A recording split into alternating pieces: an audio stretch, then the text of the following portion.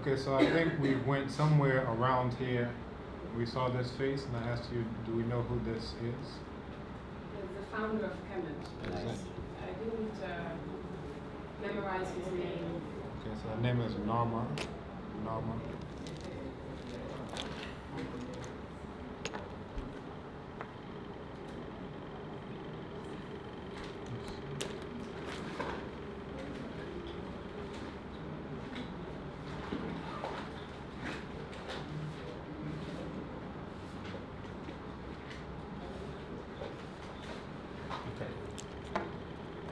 This is Norma, and just as you said, this is the founder of Kemet, and we're going to go a little bit into some of the creation stories. So, in the Inu, that's what's called Heliopolis version of the pyramid and coffin text in the 5th dynasty, you have what's called the Book of Knowing the Forms of Existence of Ra, Ra being the sun.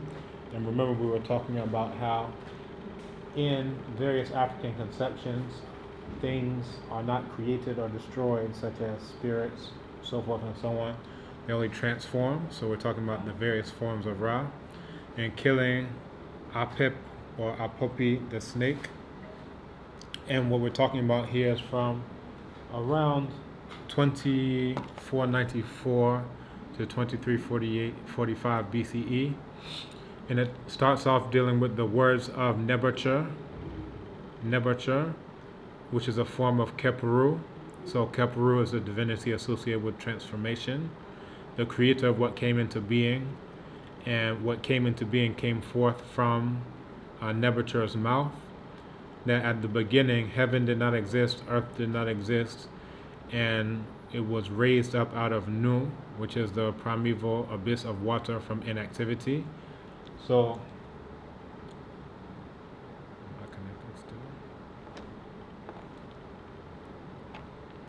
I think that's it. So again, this is dealing with one of many creation stories from throughout Africa. Are you all familiar with any African creation stories?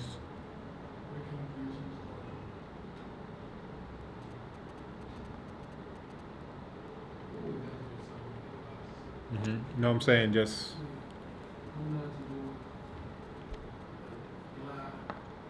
Right.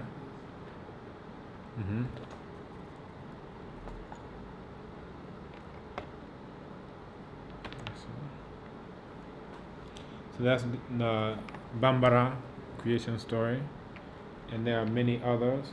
But what we'll go into when I get this started back up is, some of the similarities that we find in the various creation stories, especially, starting off with an abyss of water, things of that nature. So you find this in Kemet, you find a similar concept among the Yoruba and so forth and so on. And what we dealt with before is this idea of starting with water can be thought of as a metaphor for the womb, right?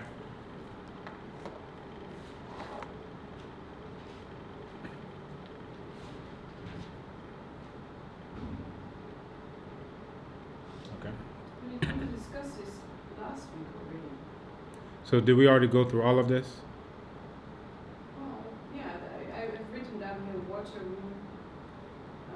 Creation follows a certain pattern. So let's get to. Do you know what slide we got to? Egg. Process of transformation. Different manifestation of the same thing. Sunrise gives birth. Metaphor for giving birth. Then we talked about chaos and order. Right, so now what we're going into is examples of those general principles that we find. So the one that we just looked at was coming from Heliopolis, what was indigenous called Inu. That's one. And it talks about the primeval abyss of water coming from inactivity. And then we find another version, which is, or continued of this. So again from Inu, So here you had this primeval abyss of water, and from this no place was found to stand, and therefore Nebuchadnezzar worked a charm on the heart and laid a foundation in Ma'at. Laid a foundation of Ma'at. So Ma'at is a concept of truth, justice, righteousness, order. Ma'at, you know, alike to Ma'at, which is the divinity of this. And alone at that time had not yet spread out Shu or Tefnut, Shu being the wind or air, Tefnut being moisture. So you're starting in a womb of water. From that, you have this one that comes into the water. You can think about this as a unification of the feminine and masculine principles. And eventually this becomes out as Shu and Tefnut. So Shu being masculine, Tefnut being feminine. So at the time of Nebuchadnezzar, there in the abyss, no other existed who worked with me. Made a foundation in heart of own will, and there came a multitude of things. And again, we were talking about the Dikenga, that cycle that you can find a similar concept in Kemet of Kepri as sunrise, as Ra as the sun at its highest point, as Itmu, also called Atum, as the sun at sunset, and then Usir as the sun in the underworld, and then back to Kepri. One thing that you'll notice is that the direction is reversed. So what you find in the Congo, it goes like this. What you find in Kemet, it goes like this. And this is because, remember, that sunrise is on the left and sunset is on the right, right? And you can think about this in multiple ways, one of which is you're thinking about the movements of the sun with respect to the equator. So if you're in the north, you're looking at how the sun is moving. You're seeing it coming from the left, and you're seeing it setting in the west. If you are below, or let's say rather if you're in the south, then you would be looking at it in this direction, that okay, the sun is rising on my right and setting on my left.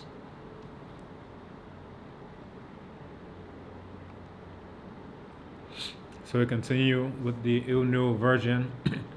From one power became three, from out of the self came into being. So the first two that were given birth to were Shu and Tefnut, and usually is considered as having been spat out.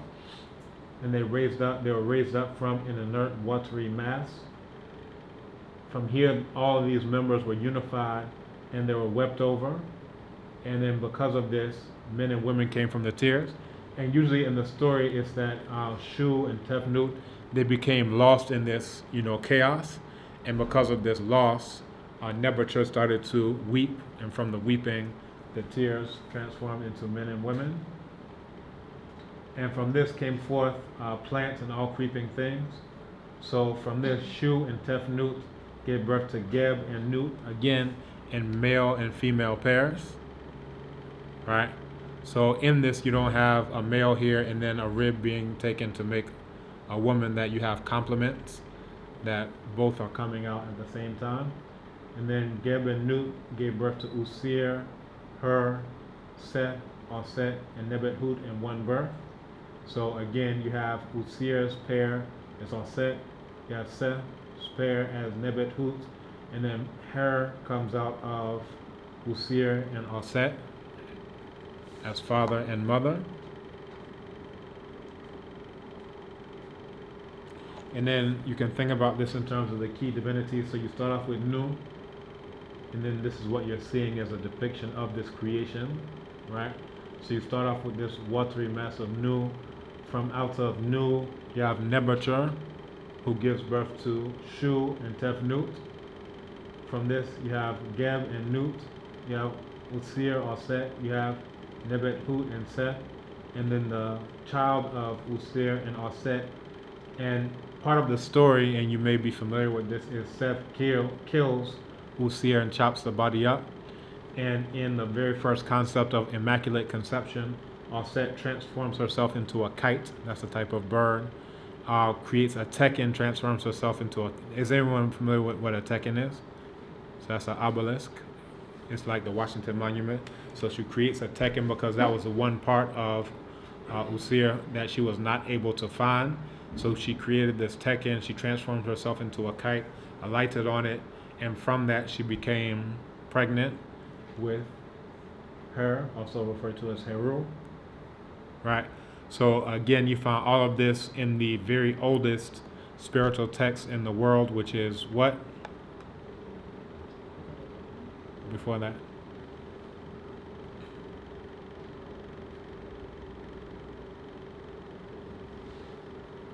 That's the pyramid text.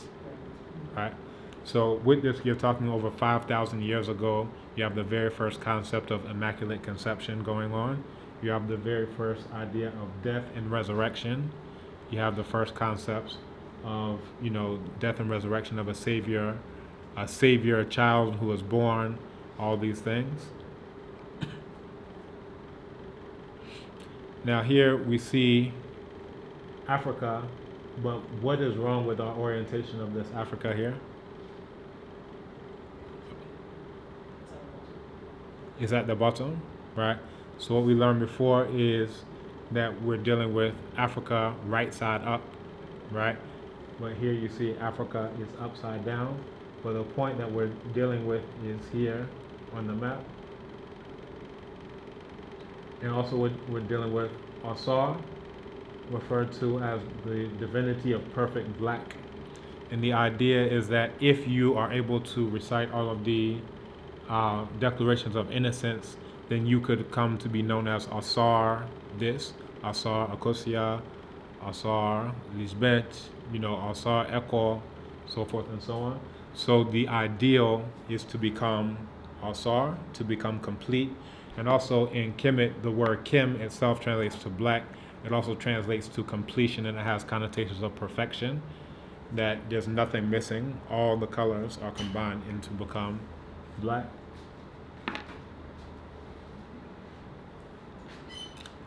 Where's it? So here we come to Himnu, that's referred to as Hermopolis version. And from this, you have from the primeval waters of chaos, you have 8 original elements or ancestors, 4 original pairs of male-female twins. Now, again, this is very important because if you compare it with other, concepts that you may be familiar with, that it starts off with a man and then the woman comes out of the man. Here you have, again, what we're talking about, complementary opposites. So if we're saying African people deal with things in terms of complements, well, where's the evidence?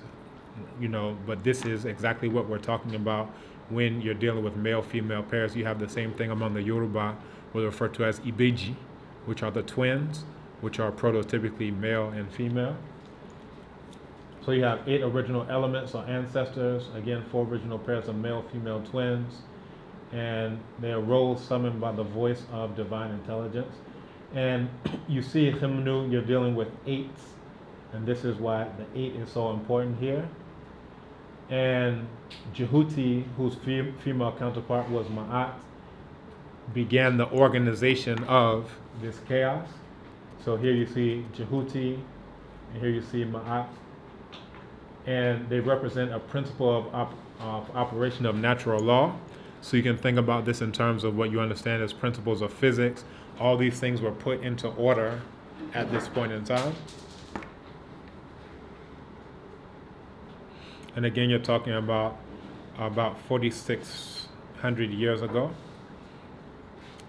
So from this, the male halves were Nun, He, Kek, and Amun, and they emerged as male frogs. The female halves were Naunet, Hehet, Keket, and Amunet, and they emerged as female snakes. Now this is interesting as well because when you're looking at the Dogon creation story, they talk about this amphibious type of creature referred to as the Nomo, and there are 8 Nomo, right? And they are also in male and female pairs. So you can find all these correlations from throughout the continent, especially when you're dealing with these creation stories. So these 8 appear on a mound of earth rising out of the primeval waters of chaos. So the mound represents what?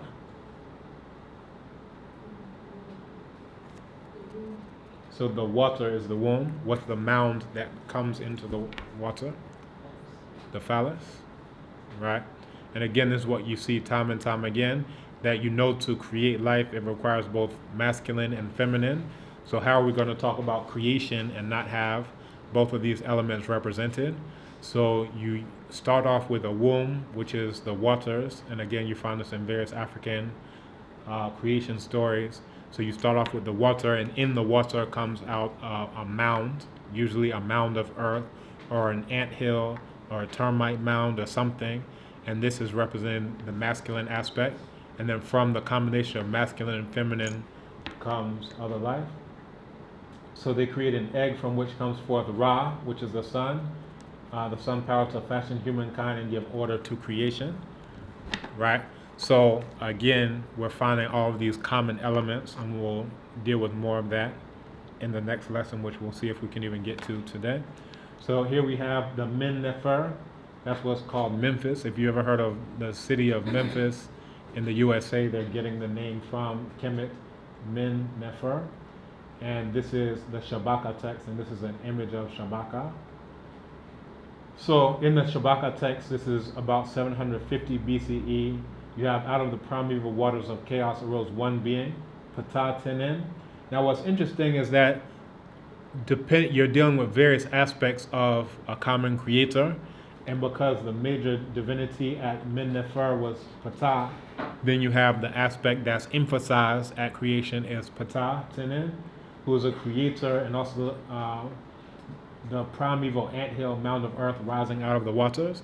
So again, you have this same concept of a womb and a phallus are necessary to create creation. And also you have a concept of Ptah as being a molder, a hewer, an extractor, someone who is, creating just like how you would create on a potter's wheel. Also, you have similar concepts, again, among the Dogon of a primordial blacksmith who creates and things of this nature. You have other cultures that talk about a molder of pots or things of this nature. So all of this comes in.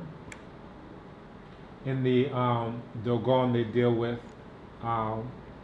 molding on a potter's wheel, and then after that is done, taking some of the clay and throwing it up, and that's what creates stars. But again, you have these similar types of concepts throughout. So here again, you have Ptah, both primeval father, and Ptah Nun as a primeval mother. And then you have Ptah Naunet. So in this, you have, again, this balance of complements. You need both masculine and feminine to be a creator of anything. Or can anyone just go off into a closet and create a baby? Right?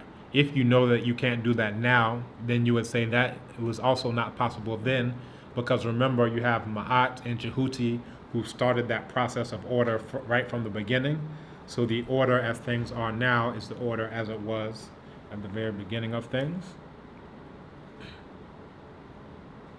And this is what's referred to as the Min Nefer or Memphis theology. So in this, Ptah, and here you see Ptah represented here, embodied 8 powers or divinities within him or herself. Atum, thought, Hor, the heart, Jehuti, the tongue. Ptah's creation of the world, conceived of thought by his heart and uttered into reality by his tongue through the power of the word. So this is again similar to what we were discussing with the Bambara creation story of Gla, the creating but uncreated principle of continuous creation, starting creation by uttering out Dia, and now you have 2. The 2 will become 4, so forth and so on. And then this is directly what we just mentioned, the Bambara creation story in Mali. And here you see the Chiwara. If you've ever seen this, this is coming from the Bambara people. And they often act out creation and all these various elements of creation in their festivals. So you see them, they're dancing, they're wearing masks. Like, well, what is this? What is that? That is all coming from their understanding of how things were created. So they say that creation came from Fu, the void, So you can look at this as the feminine aspect, similar to a womb, the container in which everything is happening. And by the action of Gla, the created but uncreated principle of fundamental movement of the cosmos, and all that therein is a principle of continuous creation. That's quite a mouthful. If you know Bambara, you can just say Gla, and you've said all of that already. But there's no single word like that in English. So Gla uttered a voice from the void, creating its double Dia. This endowed life with a dialectical force. From this came Zo, human consciousness, and Yo, purposive thought. And that came out from the combination of Gla Dia. And then from these, the universe was ordered and took shape. So do you see commonalities between what the Bambara are talking about and what was talked about in Kemet 4,000, 5,000 years ago? That's a question.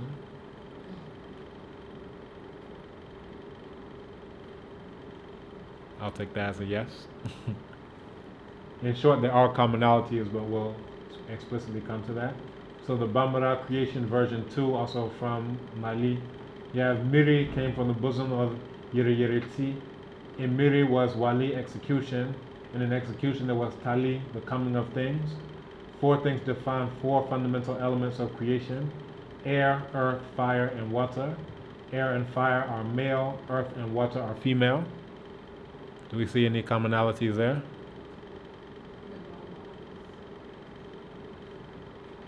Say again? The 4 different nomos. So we're coming to that. That's the Dogon creation story. But again, you find a similar concept of, among the Dogon, they talk about the 8 ones, which is going to be similar to the Khemu version. So that's the Hermopolitan version that deals with He, Kek. It's talking about those 4 amphibious ones here, the 4 amphibious females there. But again, you have this balance. Through all of them, you have a balance of female and male in order to create life. And those are the first ones that come out of creation.